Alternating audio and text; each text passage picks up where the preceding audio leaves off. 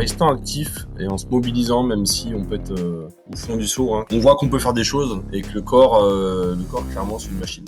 Concrètement, mon accident, pour moi, ça a été une révélation en fait sur une nouvelle vie, des nouvelles possibilités. En fait, tout ce que je fais depuis que j'ai mon handicap, je l'aurais jamais fait avant.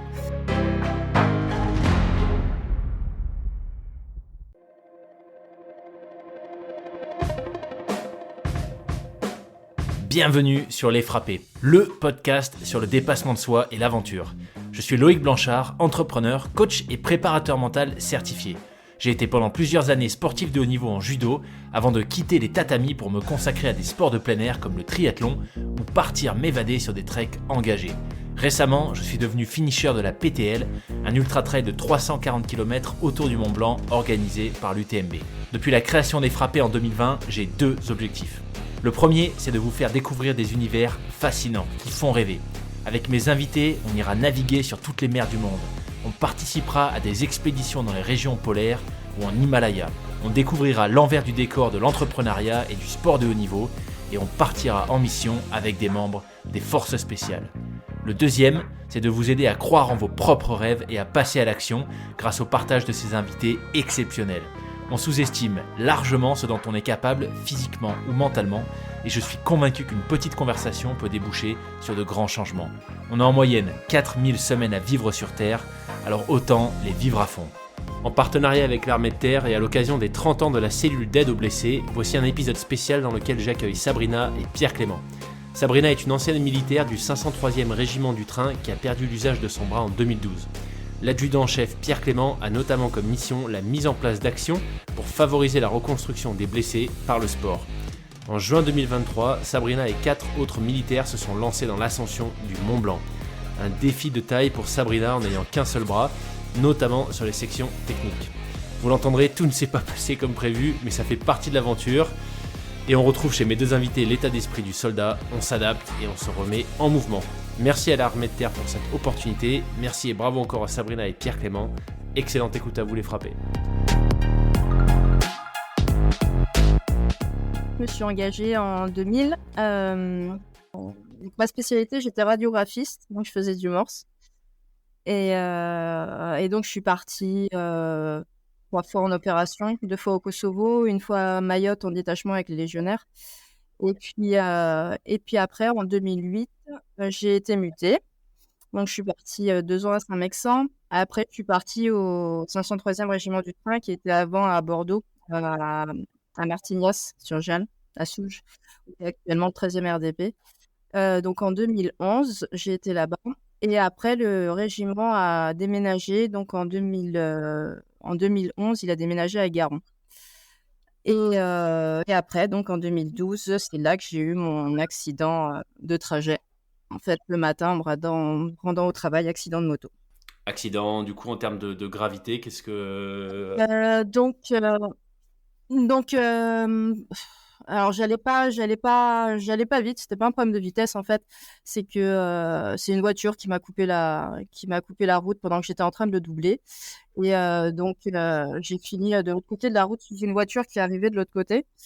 J'ai eu traumatisme crânien, 3 fractures ouvertes du bras gauche plus multiples fractures du bras gauche. Et en fait, dans ma chance entre guillemets, j'ai que mon bras gauche en fait qui a pris. Et le problème, c'est que en fait, mon bras gauche est resté crispé en fait sur le guidon de la moto. Sauf que moi, je suis passée par-dessus le guidon et en fait, ça a tellement été tendu en fait entre le bras qui restait accroché et mon corps qui partait de l'autre côté qu'en fait, ça a sectionné le nerf directement au niveau de la racine du rachis donc. Et donc j'ai eu donc un plexus brachial complet, donc mon nerf qui a été sectionné complètement. Donc j'ai été à l'hôpital. Bon, après, je me rappelle de rien. J'ai eu traumatisme crânien et je me rappelle de rien. Je me rappelle quelques brides quand je me réveillais de temps en temps à l'hôpital. Et puis après, à l'opération, où je me suis réveillée. L'opération a pris 12 heures. Parce qu'en fait, j'ai eu la chance de tomber sur le spécialiste du bras qui, en fait, il s'est servi de mon cas comme un cas école. Il a filmé l'opération et en fait, il s'est il s'est décidé en fait à sauver mon bras, sinon c'était amputation.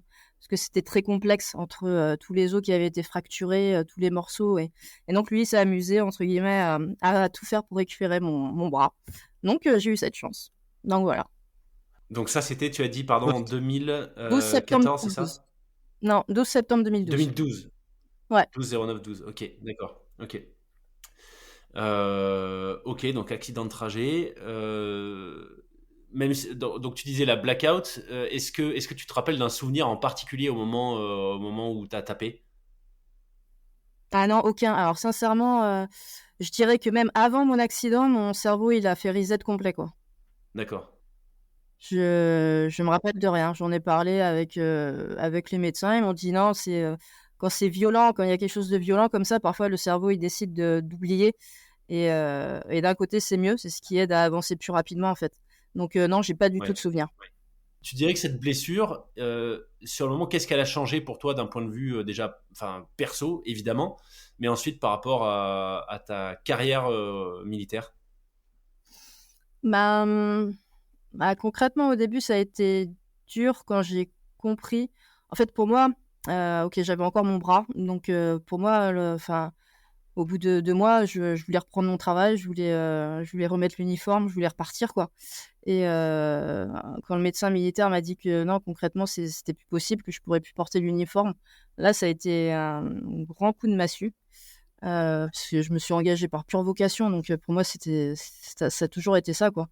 Donc là, ça a été dur et je me suis dit: «Putain, mais qu'est-ce que je vais faire, quoi?» Je me suis engagée pour ça, j'ai toujours voulu faire ça, qu'est-ce que je vais faire? Et puis j'ai eu la chance que, en fait, mon ancien chef de corps de mon régiment, il on a pas mal discuté ensemble et il m'a proposé de me garder en tant que civil de la défense, en fait, de me récupérer et de continuer à travailler, un petit peu comme avant. Bon, bah, sans l'uniforme forcément, mais de rester dans l'institution, quoi.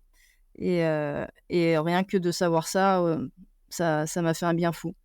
Après, grâce à la Cabat, en fait, 2 ans après mon accident, ils m'ont proposé, en fait, un stage de sport, adapté, en fait, c'est les RMBS, où on part une semaine et en fait, tous les blessés, militaires handicapés, ils nous proposent de l'accessibilité au sport. Donc c'est là qu'on découvre, en fait, bah, que concrètement, on a plein de possibilités. Et en fait, au bout de ce stage, j'ai un adjudant-chef de la Cabat qui m'a proposé d'intégrer, l'équipe de France des blessés de l'armée de terre pour partir, aux États-Unis, aux Trials. C'est une compétition qu'organisent les Marines et heu et là, ça a été le point de départ de tout ce que je suis maintenant, en fait. Excellent. Excellent. Alors, tu as utilisé plusieurs termes, peut-être qu'on va clarifier. Déjà, les civils de la défense, qu'est-ce que c'est exactement? Bah, en fait, il y a certains postes, qui sont proposés, à des civils qui sont donc, pas forcément militaires, hein, pas du tout. Ils sont recrutés, comme des personnes normales et ils occupent des postes, en fait, au sein de l'armée. D'accord. Ok. Donc, du coup, en termes d'accréditation, etc., tu travailles sur des sujets qui sont 100% des sujets de l'armée. Tu es dans les mêmes Ouais, locaux que l'armée. Par contre, d'un point de vue administratif, ouais, enfin, voilà, je suis t'es pas militaire et tu pas, portes pas l'uniforme. ouais, voilà, c'est ça, je porte pas l'uniforme, je peux pas partir en mission, par exemple, en OPEX ou quoi que ce soit. Même s'il y a D'accord. quelques séjours qui sont proposés, mais sinon, non, bah, tout ce qui est OPEX et tout ça, non. Ça, je fais plus et je porte plus l'uniforme et voilà. Ok. Ok. Et alors ensuite, tu as mentionné les CABAT et les RMBS, si Cabat, je n'écorche ouais. pas le deuxième acronyme. Alors la Cabat, c'est la cellule, des blessés de l'armée de terre qui se trouve à Paris aux Invalides. Donc Ok. voilà, c'est eux qui récupèrent. Donc ça, c'est la partie armée de terre. Donc c'est eux qui s'occupent de tous les dossiers, en fait, qui sont envoyés dès qu'il y a des blessés militaires, en fait. Et puis après, qui leur proposent justement des stages de reconstruction. Donc il y a pas forcément par le sport, hein, mais il y a divers stages qui sont proposés. Et après, les RMBS, c'est les rencontres des militaires blessés. Et donc ça, c'est justement l'une des activités qu'ils proposent où, pendant une semaine, en fait, il y a tout un panel d'activités sportives qui sont proposées en fonction des handicaps. D'accord. Et donc, est-ce que c'est là que tu as croisé pour la première fois le légendaire Cyril Chaboun que j'ai aussi accueilli sur le podcast? Cooper, je l'ai rencontré en 2018, Cooper. Je l'ai rencontré quand on a fait un stage de voile ensemble pour les Invictus Games à Sydney en 2018. Énorme. Ok. S'il y en a qui n'ont pas encore écouté cet épisode, franchement, foncez. Ouais. Cyril Chaboun, je sais plus si j'ai mis son alias dans la description, je crois pas. Alias Cooper, ancien du CPA 10, qui a perdu ses 2 jambes après avoir explosé sur pas très loin d'un drone piégé par Daesh. Un drone piégé. Et qui nous parle de résilience, et là pour le coup de vraie résilience. Je sais pas s'il y a une vraie et une fausse résilience, mais lui c'est vraiment hallucinant la manière dont il a rebondi, et ce qu'il fait aujourd'hui, c'est hyper inspirant. Je sais que l'année dernière, par exemple, il a fait le Mont Ventoux à vélo, en fait, avec mon régiment.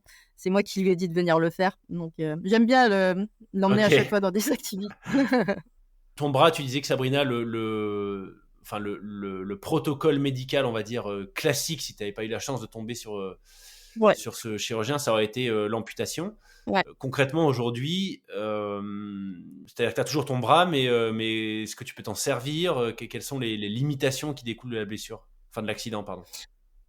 Alors ouais, il est toujours là, mais non, je peux rien faire du tout avec, en fait. J'ai juste l'utilisation de mon trapèze gauche, et après c'est tout, j'ai que ça. Donc j'ai plus de sensibilité en dessous du coude. D'accord, ok. J'ai plus rien, il est juste là, quoi, c'est tout. C'est déjà pas mal. Alors t'en parles, c'est finalement à la fois récent et pas si récent que ça. 2012, ça fait quoi? Ça fait 11 ans. Donc en termes de reconstruction, je crois que Cyril, c'était à peu près pareil, 7-8 ans. Moi, je suis vraiment à chaque fois admiratif du détachement avec lequel vous arrivez à partager ces accidents. Tu dirais qu'il t'a fallu combien de temps pour passer on va dire, de victime d'un accident à survivant d'un accident, d'un point de vue tu vois, état d'esprit, c'est-à-dire à accepter la chose, à tourner la page, à te projeter sur la reconstruction, je vais de l'avant, plutôt que de pas t'apitoyer sur ton sort, évidemment, pas du tout, mais plutôt que d'être, tu vois, dans une attitude plutôt passive ou te dire oh là là, mais comment je vais faire, etc. Enfin, tu vois ce que je veux dire? À quel moment est-ce que tu as repris en main, si tu veux, ta vie? Ouais, en fait, déjà de nature, je suis assez indépendante et autonome, donc j'aime bien me débrouiller toute seule. Et en fait, je vais te dire, quand le médecin est venu me voir, le chirurgien est venu me voir, et donc il m'a expliqué, parce qu'au début je savais pas, j'avais mon bras, il était dans un plâtre, donc pour moi, bon, il était là, ok. Et c'est là qu'il m'a expliqué, en fait, enfin il me l'a dit un peu avec humour, en fait. Il m'a dit, bon alors, il me dit, vous connaissez Jamel Debbouze? Je lui dis, oui. Et il me dit, bon, bah maintenant vous serez comme lui. Je lui dis, putain, merde, je comprends pas, je fais pas de l'humour, j'ai pas prévu. Et il me dit, non, mais c'est pas ça. Il me dit, non, mais vous êtes paralysé du bras, quoi, comme lui. Ah, je lui dis, ok, d'accord. Et après, je réfléchis et je lui dis, mais sinon, quand est-ce que je peux reprendre le travail? Et là, il rigole, il me dit, non, mais vous avez pas compris, en fait. Je lui dis, bah, mon bras, ok, mon bras gauche, il fonctionne pas, mais il reste mon bras droit. Donc, c'est bon, je peux reprendre le boulot. Donc, il a rigolé, il m'a dit, bon, écoute, vous verrez ça avec vos chefs. Moi, je sais pas. Après, moi, je suis pas restée longtemps à l'hôpital, vu que j'avais que le problème de mon bras gauche. Au bout d'une semaine, je suis sortie, je suis rentrée chez moi. Et en fait, j'aime pas du tout. Voilà. Ouais. Je suis vraiment pas restée longtemps. J'avais que ça comme souci, que mon bras. Après, il était dans le plâtre, il y avait plus rien à faire. Donc, voilà, je pouvais sortir et tout. Et mais bon, arrivé chez moi, je me dis, putain, qu'est-ce que je fais maintenant? Je peux pas conduire, je peux pas sortir. J'étais encore sous les cachets, mais je les ai très rapidement arrêtés parce que ça me rendait malade plus qu'autre chose. Donc, j'ai vite arrêté. Et en fait, je m'ennuyais, quoi. Je m'ennuyais. J'ai dit, putain, ça va pas être ça ma vie, quoi. C'est pas possible. Et puis, petit à petit, j'ai commencé à ressortir. J'ai mes amis du régiment qui m'invitaient à des activités au régiment. Donc, je retournais les voir. Ça me faisait un bien fou, en fait, de retourner dans l'institution. Et c'est là qu'en discutant avec mes chefs, ils m'ont dit, bon, ok, viens, tu vas aller faire un stage avec l'armée, là, sur le sport. Et donc, c'est une fois que cet adjudant-chef, il m'a proposé d'intégrer l'équipe de France DPC de l'armée de terre pour partir en compétition. Je me suis dit, ok, moi, je veux pas y aller pour faire de la figuration. Donc, je veux revenir avec des médailles. Donc, du coup, je vais m'entraîner. Et donc, à Nîmes, j'ai cherché tous les clubs où je pouvais m'inscrire pour m'entraîner. Donc, je participais là-bas à l'athlétisme. Je faisais du tir au pistolet et je faisais de la natation. je me suis dit, ok, eh ben voilà, vu que j'ai rien à faire de mes journées, bah, je vais partir m'entraîner. Donc du coup, bah, toutes mes semaines étaient remplies par les entraînements et franchement, ça m'a fait un bien fou de sortir, de retrouver une vie sociale, de m'entraîner. Donc voilà, je suis partie à la compétition, je suis rentrée avec 12 médailles, donc ça va, j'étais plutôt contente. Et du coup, ça m'a mis le pied à l'étrier Waouh. pour continuer. euh, ouais, ça m'a mis le pied à l'étrier pour continuer en fait. Et en fait, je me suis dit, ok, après cette compétition, c'est quoi le niveau au-dessus? Et le niveau au-dessus avec l'armée, c'était les Invictus Games.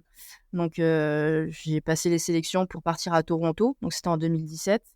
Et pareil, j'ai été sélectionnée, hop, j'ai continué les entraînements, voilà, je participais. Et c'est comme ça que tout a commencé, en fait. C'est grâce concrètement à l'armée de terre et à cette proposition, quoi. Et depuis, bah, j'arrête plus, en fait. J'arrête plus. Génial. Bah écoute, franchement, super impressionnant. C'est très intéressant ce que tu dis par rapport à, tu vois, le fait que l'activité physique t'a fait du bien, que finalement, chez toi, tu tournais un petit peu en rond.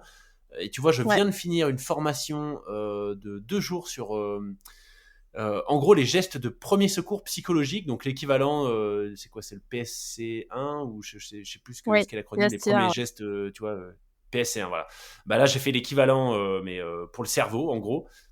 C'est un protocole israélien à la base développé par l'armée israélienne qui est maintenant utilisé par les civils et qui permet en gros de diviser par deux les risques de PTSD, donc de troubles de C'est stress quoi? post-traumatique suite à des incidents euh, violents, imprévus et soudains. Et en fait, le postulat de base, c'est de dire pour éviter les traumas, en fait, il faut être dans l'action.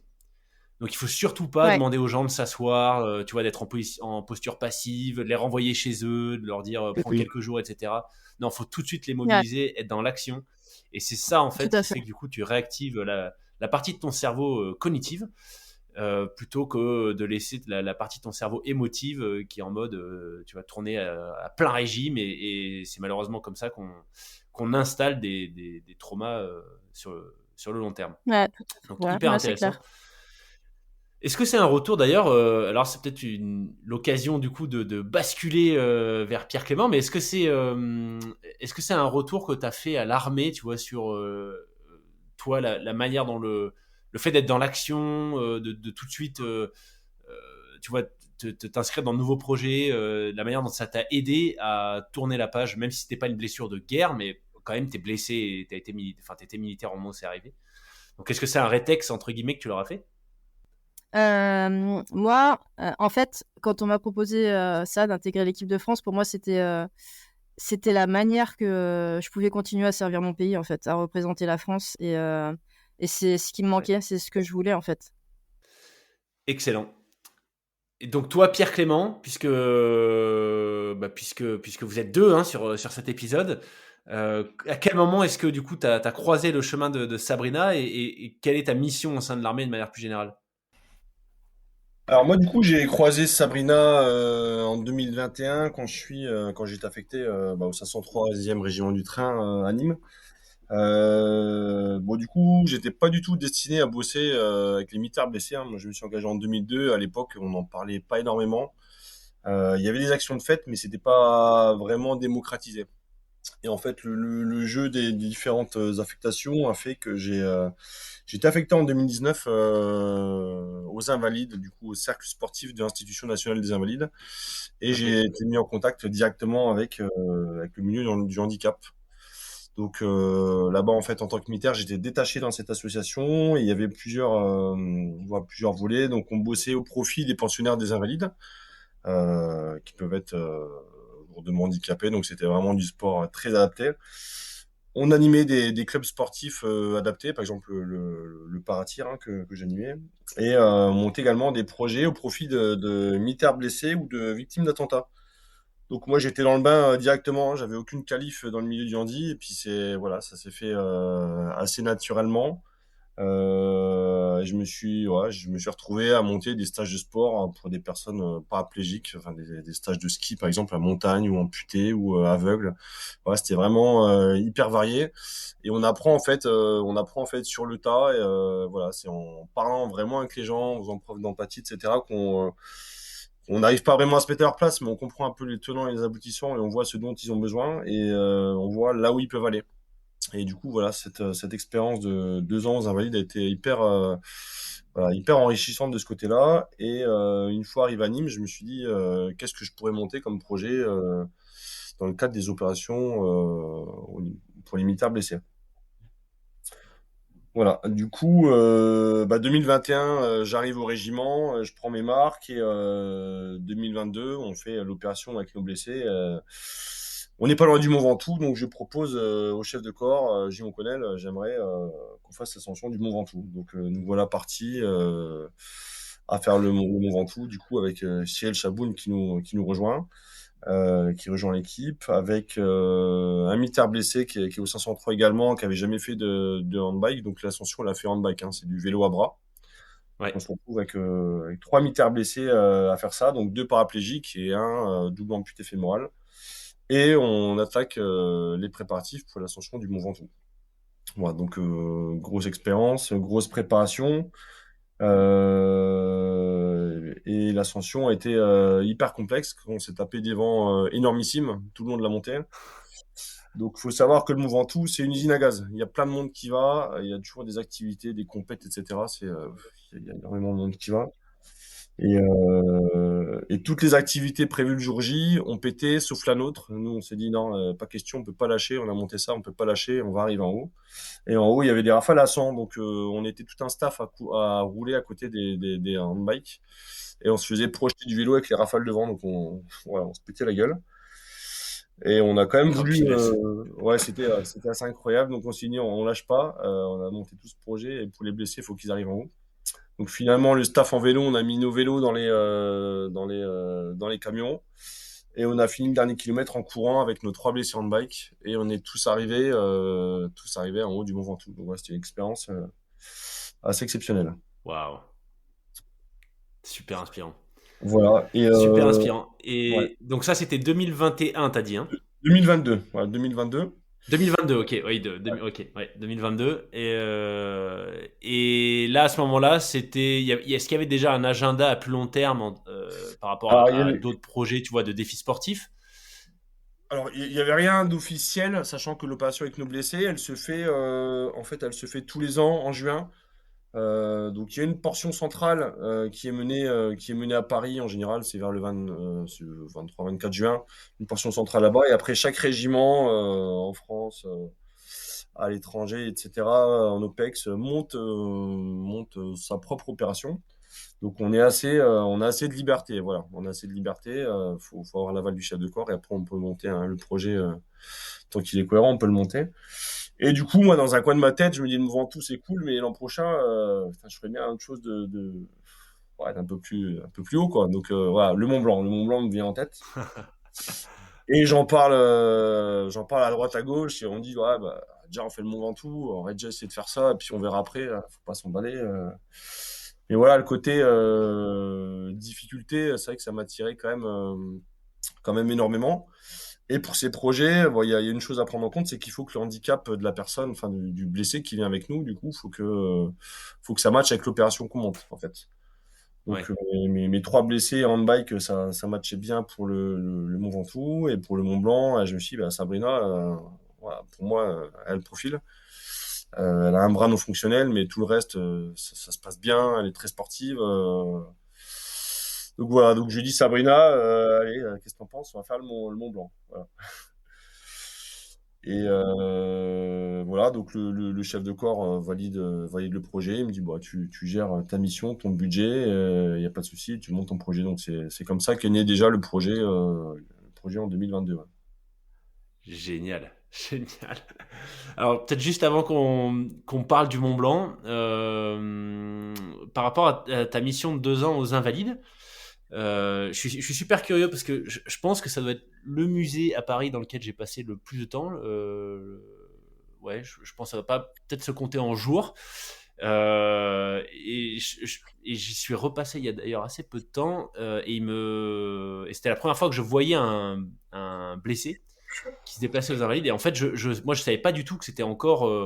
Tu me dis si je me trompe, hein, mais je crois que historiquement, ça a toujours été un hôpital militaire. Oui. Par contre, je savais pas que c'était encore ses fonctions.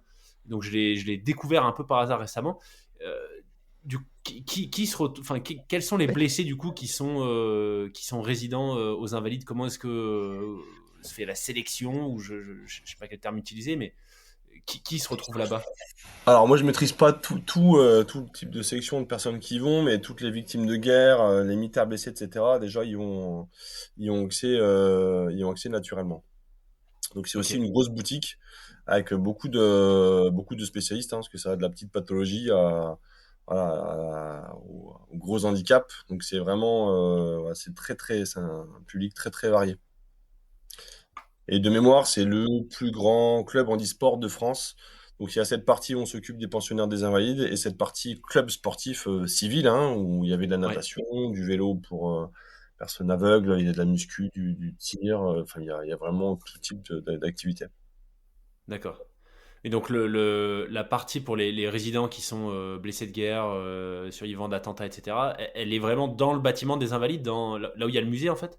Alors, il y a la partie logement et la partie hôpital. Et nous, on a une partie, enfin, là où j'étais, il y a une partie, une petite aile sur le côté où il y avait un plateau sportif, où là, on a plein appareils sportifs adaptés, où on peut vraiment faire du cas par cas. Par exemple, il y a beaucoup de personnes âgées hein, qui résident aux Invalides et on les met sur L'important, tu parlais tout à l'heure de l'action, qu'il faut toujours se mobiliser, le cerveau, le physique, etc. Par exemple, il y a des vélos, on les met assis, et il y a un système qui entraîne automatiquement les jambes. Voilà, ça maintient quand même une mobilité, et c'est hyper important déjà pour ces résidents d'avoir un lien social, de voir du monde et de continuer à se bouger, même si de même c'est plus compliqué. Donc c'est vraiment cet intérêt. Ok. Bah écoute, merci pour les précisions. Donc le Mont Ventoux, c'est fait, c'est dans la poche. En dépit des vents à 100 km/h, vous êtes les seuls sur la journée à atteindre le sommet, en tout cas par rapport à ce qui était prévu. Et là, tu te dis, bon, le Ventoux, c'était sympa, mais on va monter en gamme, entre guillemets. Ça va être le Mont Blanc pour l'an prochain. Donc 2023, objectif Mont Blanc. T'as pensé à Sabrina, mais c'était pas la seule, il me semble. Il y avait 5 militaires, hein, enfin anciens militaires ou militaires, qui étaient dans l'ascension.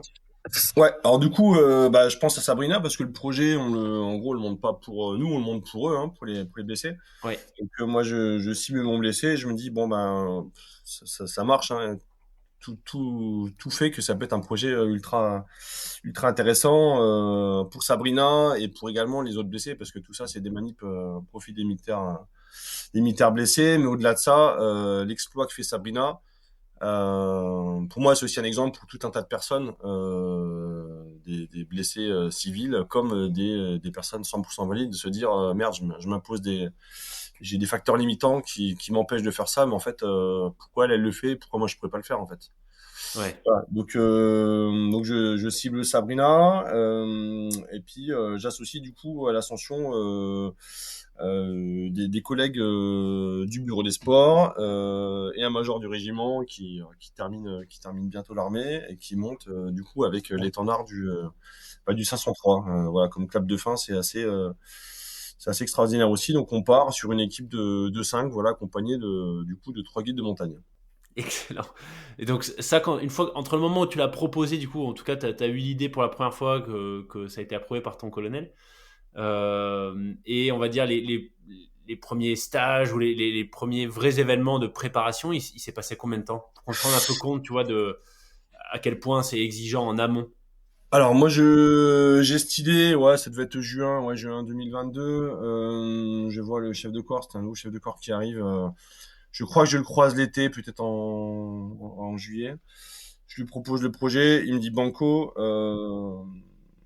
voilà. Et puis à partir de là, l'argent, c'est le nerf de la guerre, hein, donc c'est les dossiers de sponsoring pour pouvoir monter le projet. Donc moi, j'ai plusieurs choses qui me coinçaient. C'était déjà le budget, les logements, parce qu'il faut savoir que le Mont Blanc, c'est, je crois, 20 000 ascensions par an, tentatives d'ascension, 50 à 60% de réussite, et les refuges sont pris d'assaut dès que les réservations ouvrent, les Ouais. refuges sont bloqués. Donc moi, il me fallait vite de l'argent, vite arriver à bloquer mes refuges, vite arriver à bloquer mes guides. Donc la prépa, elle est surtout très administrative au début. Donc voilà, donc dès septembre, retour de vacances, c'est parti sur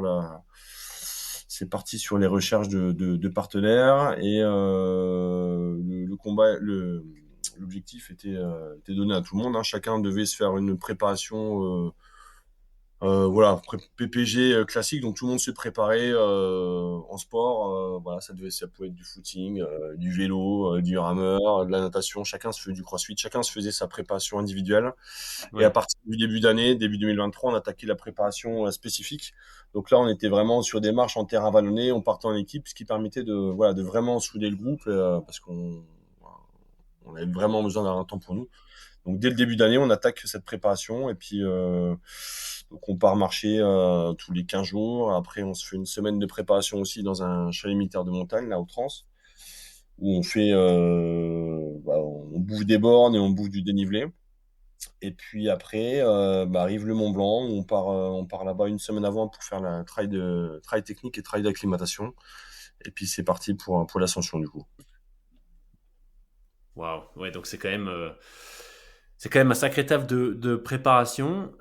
Mais bon, quand on est dans le régiment du train, du coup, c'est surtout de la logistique que vous faites normalement, non? Donc c'est parfait.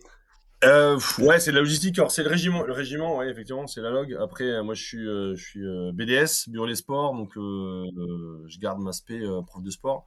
Donc, la Ouais. logistique, je suis moins dedans. Après, ça se fait assez naturellement. Disons que mon expérience, du coup, aux Invalides, où on était chacun chef de projet, on montait, bah voilà, la semaine de ski, faut trouver tout pour monter une semaine de ski pour 10 ou 15 personnes en dit, bah, c'est hyper formateur en fait. Donc tout s'est fait assez naturellement, mais voilà, effectivement, c'est un an de prépa. C'est plus compliqué que Monsieur Tout le Monde qui arrive une semaine avant Mont Blanc, qui a son petit guide, qui achète son matos et qui monte. Là, il y avait quand même une grosse coordination à gérer, une grosse préparation parce qu'on voilà, l'échec, on voulait minimiser le risque d'échec, donc c'est quand même pas mal, ouais, pas Hmm. mal de taf, ouais. Et ça aurait été possible de tout faire au sein de l'armée, c'est-à-dire les préparations spécifiques, par exemple, d'aller, je sais pas, avec les chasseurs alpins, les guides, prendre des guides qui sont l'école militaire de haute montagne. Ça aurait été envisageable ou ça aurait rajouté un degré de complexité pour coordonner tout le monde? Alors non, du coup, la semaine qu'on a fait au chez les militaires de montagne, ça s'est très bien passé. Donc on a été encadré par des militaires, hein, spécialistes qui nous ont orientés sur du travail à faire sur place. Et Ok, après, l'école militaire de haute montagne ne pouvait pas nous encadrer pour l'ascension du Mont Blanc parce que nous ne sommes pas qualifiés montagne. Donc en fait, c'est une histoire de réglementation. Comme on d'accord. n'a pas de qualif montagne, ils peuvent pas voilà, nous encadrer. Donc on était obligé de passer par des guides civils, du coup. Donc le MHM nous a soutenus avec du matériel, etc. Donc ils nous ont bien aidés, mais a pas pu, voilà, pas pu libérer de guide pour ça. D'accord, d'accord, d'accord. Toi, Sabrina, au moment où tu entends parler du projet, je pense que je connais déjà la réponse, mais ça a été quoi ta réaction immédiate? J'aurais préféré faire le Montpellier à La Réunion, mais bon, ok, le Mont Blanc. Non, franchement, la neige, c'est vraiment pas mon délire. Alors là, pour le coup, c'était vraiment. Enfin, comment dire? C'était vraiment dépasser mes limites, là, pour le coup. C'est pas ma zone de confort. Donc, bon, ok, un nouveau défi à relever. Bon, allez, pourquoi pas. Bon, ok, bon, voilà. Donc la réflexion sur, enfin, ton premier réflexe en termes d'enjeu, c'était pas du tout par rapport à ton handicap et ton bras, c'était plus par rapport au milieu en fait. Ouais, c'est ça. C'est tout à fait ça. Ok, excellent. Tu dirais que ton passif de militaire et même tu vois globalement la blessure, enfin l'accident, tout ce par quoi t'es passé, etc. En quoi est-ce que ça t'a préparé à réaliser ce type de défis comme le Mont Blanc ou d'autres à venir ou tu vois ou les activités sportives que tu fais aujourd'hui d'un point de vue mental, gestion de l'effort, de la douleur, persévérance, résilience. Comment est-ce que tout ça te permet de faire ce que tu fais aujourd'hui? Ouais, je dirais essentiellement que, enfin, j'ai toujours eu un mental à vouloir essayer des choses et à pas me fixer de limites, en fait. Avec l'armée, j'ai beaucoup appris avec mon travail que, en fait, on pouvait toujours se dépasser et au moins essayer et pas se dire c'est pas possible, pas baisser les bras avant, en fait. D'abord, t'essayes, tu vois, tu te prépares et puis bon, après, ça passe pas, ouais, au moins, tu auras essayé. Donc, avec l'armée, j'ai eu ça. Et après, ouais, j'ai le mental de me dire, ouais, ok, allez, on va essayer. Hein, je vois pas pourquoi j'y arriverai pas de toute façon. Donc, voilà. Ouais, yes. Du coup, l'ascension, est-ce que vous pouvez nous expliquer un petit peu en détail comment tout ça s'est passé une fois que la préparation était derrière vous, que voilà, il est l'heure de s'attaquer au Mont Blanc. Comment est-ce que ça s'est déroulé? Conformément au plan, pas du tout. Est-ce qu'il y a eu des péripéties? Racontez-nous un petit peu dans le détail.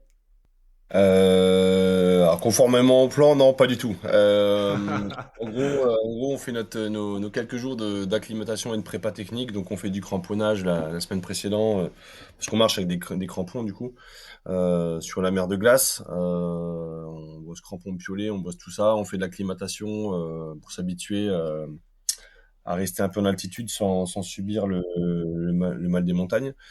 Donc on arrive, nous on est 100%, les guides sont confiants, ils nous disent ok, vous avez fait une bonne prépa, pas de souci, tous les voyants sont verts. Et donc le premier jour, on se retrouve à une gare pour prendre un petit train qui nous amène au Nid d'Aigle, en fait, c'est le début de l'ascension. Et là, voilà, les guides commencent à parler du vent et disent bon, le vent, ça peut être un truc qui conditionne l'ascension. Donc déjà, il y a un petit voyant voilà, dans nos têtes qui s'allume. On se dit merde, il y a un petit souci. Et effectivement, ça commence à souffler fort assez haut. Donc on fait le départ, on prend le petit train et après on attaque la marche. Hein. On attaque la marche et on est accueilli par la pluie déjà. Donc ça nous met, voilà, ça nous met dans le match, mais c'est pas grave, hein, ça laisse des souvenirs. Et on marche jusqu'au premier refuge, le refuge de Tête-Rousse, où on passe une première nuit. Donc là, l'ascension le premier jour, elle se passe bien, hein, mis à part qu'elle est humide. Mais on sent que le vent commence à souffler.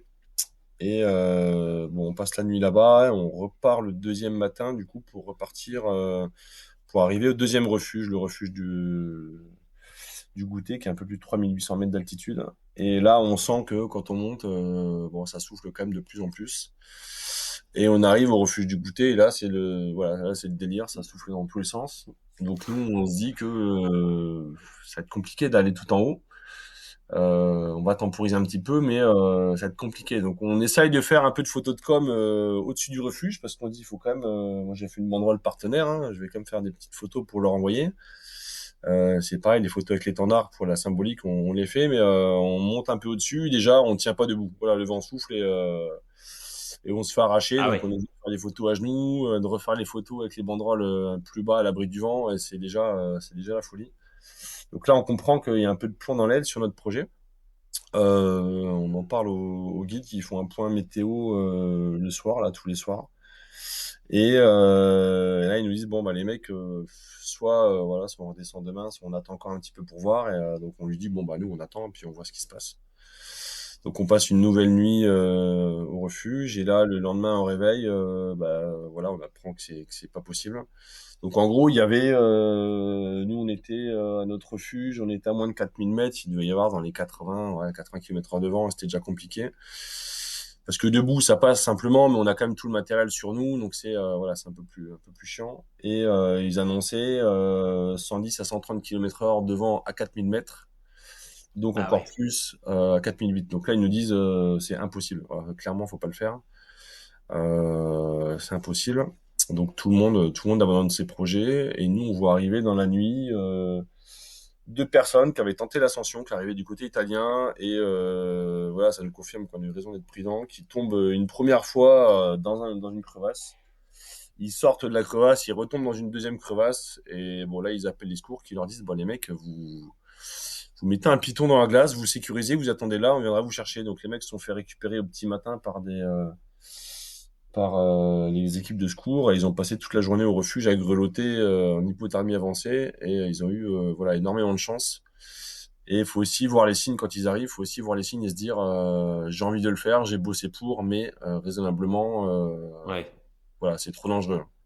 Donc sachant qu'il y a quand même des morts tous les ans à Mont Blanc, le but c'est pas de se foutre en l'air, c'est voilà c'est de dépasser ses limites, mais raisonnablement. Voilà. Ouais, complètement d'accord avec toi. D'autant plus que le Mont Blanc, tu vois, donne cette impression d'être super accessible. Finalement, un peu, tu vois, les Anglais ils diraient walk in the park, quoi. C'est le truc facile à faire. On peut le faire Il y en a qui le font en courant, machin.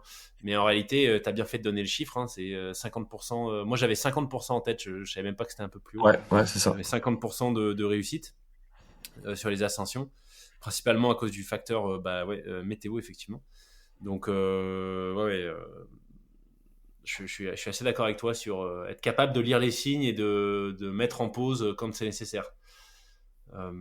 Ça, vous en aviez parlé avant, Sabrina, même entre vous, tu vois, dans le groupe de blessés. Est-ce que vous étiez au clair sur voilà, c'est un objectif ambitieux, c'est challengeant, mais la réalité, c'est aussi que peut-être à un moment donné, il faudra qu'on soit capable de dire stop, on arrête.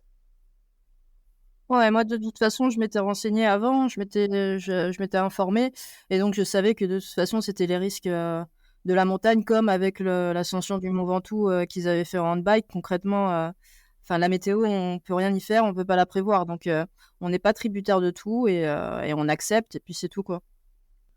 Bah, après, on sait que dans les échecs, je rebondis un peu là-dessus, principalement sur le Mont Blanc, c'est la météo ou c'est le mal aigu des montagnes qui peut commencer à nous claquer un peu à partir de 4000 mètres. Voilà, c'est quand même rarement la blessure. Il y a une petite partie accidentologie également, mais c'est moi de tous les rétextes que j'ai vus, hein, c'est surtout météo, voilà, et mal des montagnes. Hmm. Ouais, clairement, ouais. Ouais. Mal des montagnes, ouais, un autre sujet. Hein. Je crois que les tout premiers symptômes, alors pas le mal aigu des montagnes, mais les premiers symptômes liés à l'altitude, c'est autour de 2002-2004, je crois. Donc déjà 3008, ça fait quand même bien haut. Vous deviez le sentir, je pense, même un poil acclimaté. Je suis pas sûr que tout le monde était capable de sprinter tranquillement autour du refuge. Euh, Bah, ouais, non, alors on marche lentement du coup parce que même sans parler du mal des montagnes, bah manque d'oxygène, donc on est essoufflé plus vite. et ouais, et ouais. Donc on marche lentement et en fait chaque fois qu'on fait une pause, on repart très lentement. Donc nous ça nous fait enrager en fait parce qu'on se dit il faut envoyer du steak, on y va. Et voilà, sur les premières marches on comprend pas. Le guide nous explique qu'effectivement en haute altitude, dès qu'on fait une reprise de marche, on y va tranquillou pour que le corps se remette en marche tranquillement. Et effectivement, on se fatigue moins en faisant ça. Donc nous, la partie mal des montagnes, on l'avait bien apprivoisée parce qu'on est fait de l'altitude les jours précédents. Donc ça passait bien, mis à part de la petite migraine, mais rien de bien méchant. Et voilà, du coup, c'est vraiment la météo qui nous a stoppé net. Ouais. Pour autant, est-ce que même si tout s'est pas déroulé comme prévu initialement, mais est-ce que sur l'ascension, en tout cas jusqu'au refuge du goûter, il y a des éléments de la préparation où vous avez pu vous dire, ok, là on a été super efficace, on s'est vraiment super bien préparé parce que dans l'exécution, ça tourne, que ce soit, je sais pas, technique, même le rythme, même si vous n'alliez pas aussi vite que ce que vous vouliez. Mais voilà, est-ce qu'en tout cas, d'un point de vue rétex, il y a des choses que vous pourrez reprendre pour de futurs projets parce que ça a été super bien fait? Ouais, alors moi j'ai trouvé, je pense pour l'équipe, on avait à peu près tous le même ressenti. C'était physiquement, je vais pas dire c'était assez facile parce que ça fait un peu flambeur, mais physiquement Ouais. on n'a pas ramassé. Voilà, clairement on s'était bien préparé, on est bien marché, on n'a pas eu de soucis physiques. Là où c'était plus compliqué, c'est sur le deuxième jour. Donc là, il y a pas mal de parties en escalade où là forcément bah, je laisserai Sabrina intervenir là-dessus, c'est ce qui la concerne plus, ou à un bras clairement c'est hyper compliqué et moi des fois j'essaie de faire des passages à un bras aussi pour me mettre dans sa peau et effectivement voilà, c'est un peu le bordel au niveau de l'équilibre, de la préhension, de la poussée, etc. C'est assez pénible. Mais je pense que la prépa était vraiment adaptée. Après, on a été bien aiguillé par les guides hein, qui nous avaient Ouais. bien orienté avant. Donc la prépa était bonne et on n'a pas été en difficulté là-dessus. Voilà. Après, le plus compliqué, c'était la partie escalade qu'on avait travaillé aussi un petit peu avant avec les guides, mais où voilà pour Sabrina c'était plus complexe hein, parce que bah on est encordé du coup. Hein. On a un sac à dos, on a les crampons aux pattes, on a le piolet et Sabrina bah, elle a un bras pour se tenir quoi. Donc forcément là où nous on est plus à l'aise, c'est plus complexe pour elle. Sabrina, tu l'as vécu comment, toi, du coup, cette ascension par rapport à ce que Pierre Clément vient d'expliquer, le fait d'avoir un seul bras? Ah, Alors moi clairement en fait, ouais c'est clair que la partie escalade c'était mon objectif en fait. C'était vraiment le point que je redoutais le plus. Quand on avait fait la semaine de préparation à Outrance, on avait fait une via ferrata et là déjà, j'avais bloqué en fait. Concrètement, il y a un moment où je me suis retrouvée et en fait la possibilité je me tiens à un bras, de devoir le lâcher pour attraper une prise plus haute, je pouvais pas. Donc ça avait été un échec pour moi. Maintenant le guide qu'on avait eu à ce moment-là, il m'avait dit: «Non mais rassure-toi, au Mont Blanc, c'est pas aussi vertical, ça sera plus facile». Je me suis dit: «Bon OK, j'attends de voir». Donc la semaine de préparation juste avant le Mont Blanc, on a fait encore de l'escalade. Cette fois, c'était moins raide. OK, c'est moins raide parce que j'ai réussi, c'est passé. Mais franchement, il y a certains moments où c'est galère, en fait. Et là, je crois que Ouais. c'est bien l'une des premières fois où je me suis dit: «Putain, mais en fait, un bras en moins, c'est franchement galère, quoi». Et du coup, ça je redoutais pas, enfin, c'est pas que je le redoutais, mais j'attendais vraiment de voir si j'allais réussir le 2e jour. Pour moi, c'était mon objectif. Et puis, bah, il y a eu des moments sincèrement, dans l'ascension, ça paraît interminable, on a fait, je sais pas, 3 heures, je crois, de montée. Il y a des moments, j'en avais marre, j'en pouvais plus, quoi. Et puis, bah, je sais que mon guide, il était devant, il me dit: «Non, ça va, vas-y, tu te débrouilles bien, tu avances bien». Derrière, il y avait l'adjudant-chef et le major qui me disaient: «Mais vas-y, tu es pas pressé, t'inquiète, on a tout notre temps». Et en plus, en même temps, il y a des gens qui redescendent pendant qu'on est en train de monter. Alors déjà que c'est pas large, franchement, je me disais: «Putain, si en plus, faut que je me décale, bon, c'est la merde». Et il y a même un moment un Italien qui était en train de descendre qui m'a regardé. Alors je sais pas si les gens ils comprennent ou ils se disent: «Bon, elle est pas bien, elle fait ça, avec une main dans la poche, je sais pas ce qu'elle a».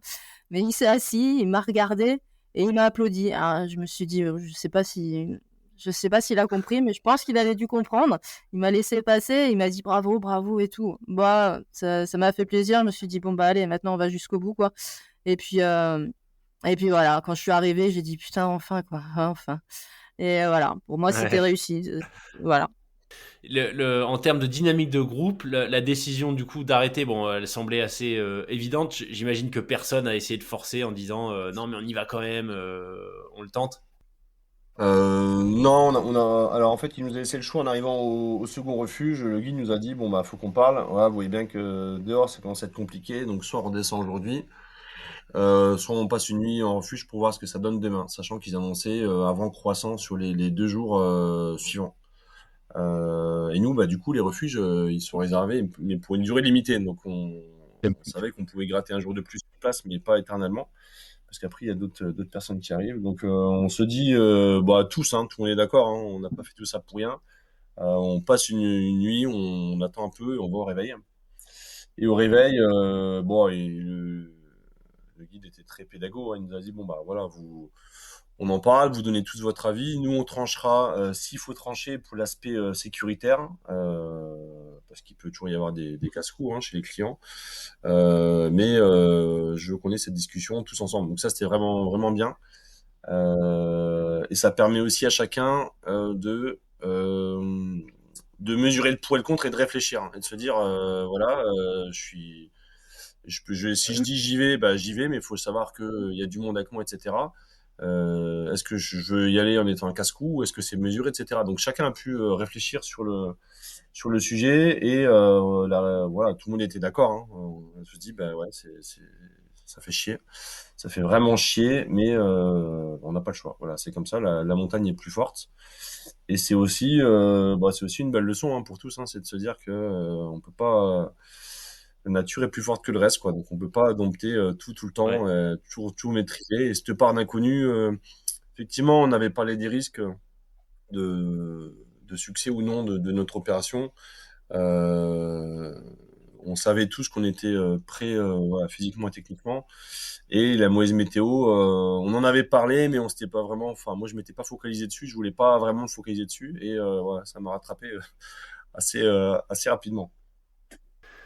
Bah, c'est finalement un peu à l'image globalement de l'environnement de travail, si on peut dire ça, que les gens retrouvent dans l'armée, parce que le facteur inconnu, enfin imprévu, il est toujours fort, enfin en mission en tout cas.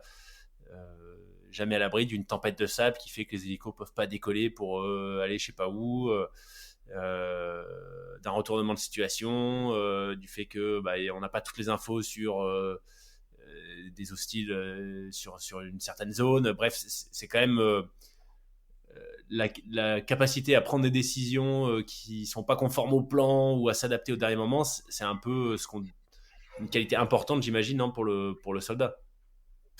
Ouais, complètement. Et c'est ce qui fait que le soldat français est mondialement reconnu. Hein, c'est qu'on s'adapte. Voilà, le soldat français sait s'adapter. Il a parfois moins de moyens que d'autres armées, mais on s'adapte. Voilà, comme on dit chez nous, hein, s'adapter, c'est dominer. Ouais. Donc, système D, et on essaie d'imaginer. Enfin, souvent, on fait des plans non conformes. Donc, si ça marche pas, qu'est-ce que je peux faire, etc. Pour pas être pris au dépourvu. Et voilà, on s'adapte en permanence. Et quand on peut, on contourne le problème, on trouve une solution. Et voilà, et parfois on peut pas. Donc voilà, c'est comme ça. Du coup, donc pas d'ascension pour le moment. Est-ce que ça veut dire que l'année prochaine, vous y retournez, ou est-ce que vous vous focalisez sur un nouveau projet? Alors l'année prochaine, je ne sais pas encore ce qu'on fera. Donc moi, C'est le je m'attaque Montpellier à un l'année processus. prochaine, c'est ça? Ah, peut-être, faut voir. L'an prochain, j'adapte. Enfin, je prépare ma conversion, donc je sais pas si je serai aussi disponible pour me lancer sur un projet de cette ampleur. Dans tous les cas, il y aura un projet profit des militaires blessés, ça c'est clair. Après, qu'est-ce que ce sera? J'en ai aucune idée pour l'instant. Mais l'échec du Mont Blanc, qui n'est pas un échec malgré tout, hein, parce que voilà, Sabrina s'est surpassée, elle a fait des choses qu'elle n'était pas sûre de pouvoir faire et qu'on n'était pas sûr qu'elle puisse faire. Et même si on n'a pas atteint le sommet, on a quand même fait un truc top. Et comme nous disaient les guides, hein, le Mont Blanc, le sommet, c'est la cerise du gâteau. C'est la cerise sur le gâteau, voilà. C'est la finalité, mais il y a toute une partie avant qui est ultra intéressante. Et en gros, les parties où elle aurait pu où elle aurait pu être en échec, elle l'a pas été. Et passer notre refuge, c'était uniquement de la marche qui montait, voilà, pour atteindre le Mont Blanc. C'était beaucoup plus simple. Donc elle a fait vraiment le plus dur là où on l'attendait, et en ce sens, c'est quand même une réussite, même si on n'est pas allé tout au bout. Donc le Mont Blanc, on verra. On verra. Bon, personnellement, il sera refait à titre civil, et pour l'armée, je sais pas encore. Ok. Sabrina, toi, le fait d'y retourner, qu'est-ce que t'en penses? Eh ben écoute, je l'ai proposé à quelqu'un que tu connais, qui vient du CPA10. Je lui ai donné le défi qu'on le refasse ensemble. Donc en 2025, on va voir. Mais non, génial. Ah ouais, énorme. Et comme lui, comme un débile, il dit jamais non. Et alors, il était partant? Ben oui, il dit jamais non de toute façon. Trop bien. Ah, punaise, ça serait exceptionnel, ça. Cyril et toi Ouais, sur l'ascension du Mont Blanc, fabuleux. voilà, Trop c'est bien. objectif. Et par rapport à ce que Pierre Clément disait, tu vois, sur le fait que tu t'es dépassé enfin, en tout cas, que tu as réalisé des actions, que t'es passé sur des zones techniques que tu pensais pas pouvoir passer. Euh, Ta vision des choses à toi, Sabrina, c'est quoi? Parce que c'était assez récent finalement, non? C'était il y a moins d'un mois, tout ça, au moment où on enregistre. Ouais. Est-ce que tu considères aussi que est-ce que tu as déjà digéré l'événement entre guillemets et que tu te dis effectivement c'était voilà, j'ai passé un cap, j'ai repoussé certaines limites avec cette ascension, même si on n'est pas allé au bout. Ah, Ou est-ce que tu dirais que c'est encore un peu trop frais et que tu le réalises pas forcément pour le moment? Ah non, pour moi, concrètement, vraiment, l'objectif, c'était le deuxième jour, quoi. C'était la partie escalade. C'était celle que je redoutais le plus. Et c'est Ouais, celle qui me posait le plus de soucis. Après, je sais que c'était de la marche. Alors, je dis pas que ça aurait été facile, hein, mais je sais que c'était de la marche. Bon, c'est quelque chose que j'arrive à faire. Donc, voilà. Là, c'était vraiment l'inconnu. L'escalade, même en tant que valide, j'en avais rarement fait parce que j'ai le vertige et que j'aime pas ça. Euh, donc là, d'être arrivé en haut, sincèrement, pour moi, une partie du défi a été le relevé. Donc je suis contente de l'avoir fait. Et puis, je sais que de toute façon, il y a une suite à tout ça. Donc voilà, c'est pas fini. excellent. Bah écoutez, curieux de savoir ce que ça va donner pour la suite, hein, que ce soit d'un point de vue civil pour Pierre Clément avec une nouvelle tentative d'ascension, que ce soit 2025 pour Sabrina et Cooper, Cyril. Ah, c'est énorme, il m'en avait pas parlé de ça. Ça serait vraiment génial de vous accueillir sur le podcast à nouveau tous les deux après une ascension, ce serait énorme. Ah, mais yes. Comment, si on prend un peu de recul par rapport à cette notion, cette idée de reconstruction par le sport, quel message est-ce que vous aurez envie de faire passer en conclusion, on va dire, de cet échange? Peut-être on peut commencer par Pierre Clément. Ouais, alors la reconstruction par le sport, le message que j'aimerais faire passer, c'est que en restant actif et en se mobilisant, même si on peut être au fond du seau, hein, comme l'a dit Sabrina au début d'interview, on voit qu'on peut faire des choses et que le corps clairement c'est une machine. Il peut faire tout un tas de choses et c'est surtout les barrières qu'on se met qui nous bloquent. Et c'est génial en termes de reconstruction par le sport. Pourquoi? Parce que on voit qu'on se dépasse, on voit qu'on progresse. On continue à avoir du lien social parce que l'isolement c'est assez compliqué. Et moi je suis ultra convaincu par la construction par le sport. Moi j'ai vu quand j'étais aux Invalides, hein, on avait un militaire qui était aveugle, je crois qu'il avait pris des éclats dans les yeux et il faisait du ski de descente, quoi. Enfin, c'est quand même assez Ah ouais. assez dingue. Donc il avait son guide qui le dictait à la voix. Donc le guide était devant, droite gauche, attention ça glisse, il y a de la glace, etc.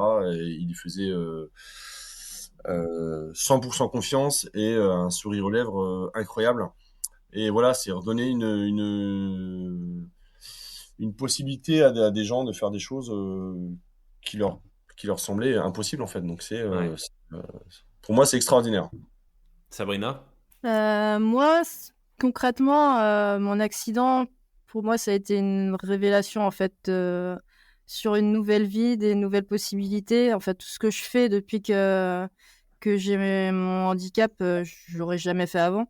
Je rencontre des personnes que j'aurais jamais rencontrées avant. Je fais des choses que j'aurais jamais fait. Donc, je suis complètement épanouie et c'est bizarrement, c'est grâce à mon accident, c'est grâce à mon handicap et c'est grâce à l'armée, en fait. Donc je regrette rien. Sincèrement, je regrette rien du tout. Ça, c'est un super message, hyper inspirant. Comme, finalement, tu vois, cette capacité, enfin, c'est pas une capacité, mais enfin, si on remarque cette capacité à considérer le positif qu'il y a dans cet accident, ce qui t'est arrivé, et le fait que tu aies perdu un bras, je trouve ça, enfin, ça fait vraiment remettre les choses en perspective, tu vois, et finalement se dire que c'est peut-être ça la clé, c'est d'arriver à voir le positif dans tout ce qui nous arrive. Puisque c'est vraiment notre perception de la réalité qui impacte tout le reste. Donc, super inspirant. Moi, je voulais vous remercier, Sabrina et Pierre Clément. Je me suis vraiment régalé. C'était super intéressant d'échanger avec vous sur déjà Sabrina, forcément ton parcours. Bon, Pierre Clément aussi évidemment, mais Sabrina notamment sur ta blessure. Comment est-ce que tu le gères aujourd'hui? Et puis ce projet du Mont Blanc, la reconstruction par le sport en général. Je trouve ça génial de voir qu'il y a des initiatives comme ça qui sont mises en place. Donc, bravo Pierre Clément d'y contribuer, bravo Sabrina de t'inscrire là-dedans. Et puis je vous dis, j'espère à une prochaine pour de nouveaux épisodes, pour qu'on puisse échanger sur vos exploits individuels à venir. Ouais, avec plaisir. Et puis merci pour ta bienveillance du coup. Avec plaisir. Merci beaucoup Pierre Clément. Merci Sabrina. À bientôt. Merci, au revoir. Merci d'avoir écouté l'épisode dans son intégralité. J'espère que vous avez pris autant de plaisir que ce que j'en ai eu à l'enregistrer. Si vous avez des feedbacks, vous pouvez me contacter sur le compte Instagram du podcast, lesfrappés.podcast, ou par email à hello@lesfrappés.com. Je fais mon maximum pour que vous viviez de super expériences audio avec mes invités. Chaque épisode demande beaucoup de temps et d'énergie. Si vous appréciez mon travail, la meilleure façon de me soutenir, c'est de partager cet épisode à au moins 3 personnes qui aiment se dépasser. Si vous écoutez le podcast sur Apple Podcast ou Spotify, prenez quelques secondes de votre temps maintenant pour m'y laisser une note 5 étoiles et un commentaire. Merci beaucoup pour votre fidélité, à la semaine prochaine pour un nouvel invité.